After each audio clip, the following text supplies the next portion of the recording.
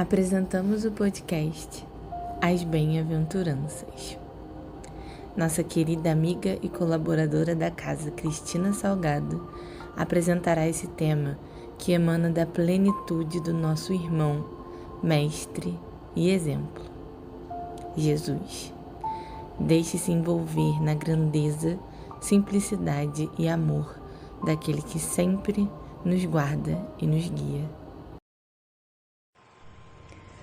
Olá, queridos e queridas.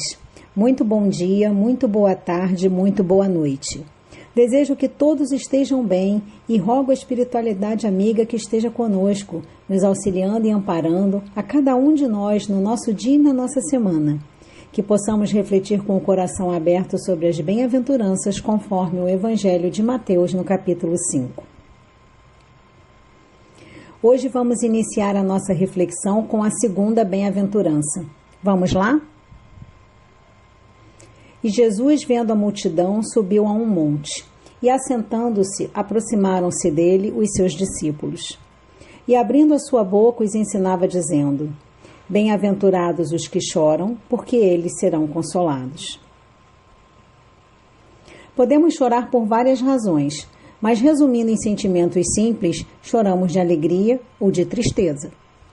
Se choramos de alegria é porque fomos abençoados com algo, que pode ser de origem interna ou externa, ou alguém que nos traz felicidades e nos proporciona algumas realizações. Não há peso aqui, não há dor. Tudo que vem dessas lágrimas é motivo de felicitação. Faz parte das nossas melhores emoções e a gente compartilha com felicidade. Então podemos concluir que a consolação proposta na bem-aventurança vem para aquele que sofre. Simples, não é? Vamos então nos aprofundar para podermos refletir mais. Todos nós temos lágrimas ocultas que florescem mediante um estímulo interno ou externo que nos cause dor ou sofrimento. Esse estímulo que nos faz chorar de dor é o que podemos considerar o meio de manifestação da justiça divina que nos experimenta a fé, nos permitindo aumentar os nossos méritos a fim de que alcancemos os gozos do reino dos céus.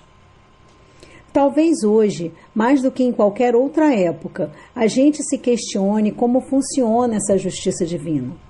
Isso porque a gente ainda não compreende a situação de pessoas que vivem tão pouco, às vezes apenas algumas horas, devastando as suas famílias, trazendo dor e sofrimento, enquanto outros precisam alcançar 60, 70, até 100 anos. Nós temos pessoas que nascem belas, em lares bem estruturados, com acesso à educação, cultura, saúde e ótimas oportunidades, enquanto outros vivem situações de extrema miséria e dor. Outros tantos nascem com enfermidades congênitas, enquanto outros gozam de plena saúde. Às vezes, simplesmente não conseguimos alcançar o que desejamos, trilhar o nosso caminho. É como se fosse uma corrida de obstáculos e a gente se desanima diante das dificuldades. Enquanto outras pessoas nada fazem como nós fazemos e alcançam o sucesso sem demora. Aonde está esse equilíbrio? Aonde? Vez ou outra, somos afrontados com situações dramáticas de violência nas famílias, com crimes passionais ou ainda ceifando vidas infantis de formas cruéis. Violência urbana, com seus requintes de crueldade, abalando a estrutura da sociedade. Aonde está esse equilíbrio? A gente se pergunta sempre e é muito comum simplesmente ficar sem entender.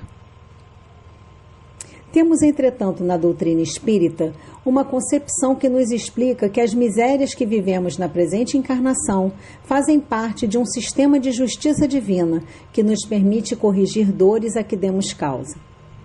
Esse sistema é muito conhecido para nós como a lei de causa e efeito. A maior parte dessas dores tem referência a questões passadas que a gente não lembra. E também tem as questões a que demos causas na presente encarnação, que podem já ter sido esquecidas ou não, e dessa forma todo esse contexto de sofrimento nos serve não somente para atravessarmos e sentirmos a dor que causamos, mas principalmente para nos disciplinar em como passarmos por ela. Como assim?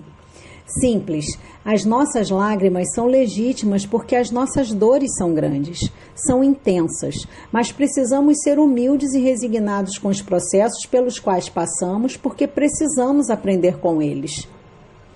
A justiça divina nos traz as oportunidades para a correção dos nossos débitos. Quanto maiores tenham sido as nossas quedas, tanto mais enérgico será o remédio necessário para curar as nossas feridas. Que feridas? As que abrimos nos corações dos outros, que os fizeram sofrer e sentirem as dores que precisamos também sentir.